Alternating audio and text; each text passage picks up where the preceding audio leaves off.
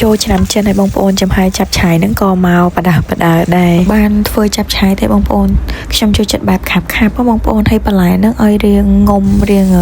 អលួយឆ្អិនបន្តិចងាញ់ណាស់បងប្អូនអើយតែបានតែមួយថ្ងៃទៅបងឯងបងប្អូនតែលូនថ្ងៃទី2ហ្នឹងគឺលេបលេងទៅហ្មងសម្រាប់បន្លែខ្ញុំបបងខ្ទឹមសហើយខ្ញុំយកមកឆាឲ្យឈ្ងុយសិនមកបងប្អូនខ្ញុំចាក់ទុកបន្លែសិនហើយខ្ញុំបន្តបបងអញ្ចឹងទៀតលីង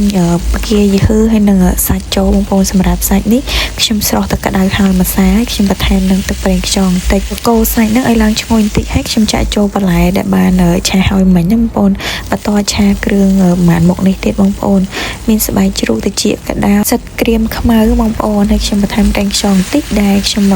កូរឲ្យឡើងឈ្ងុយហើយខ្ញុំបន្ថែមនឹង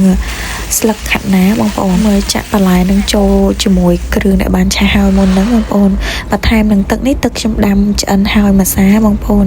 ហើយខ្ញុំដាក់ដាំឲ្យវាឡើងពុះមក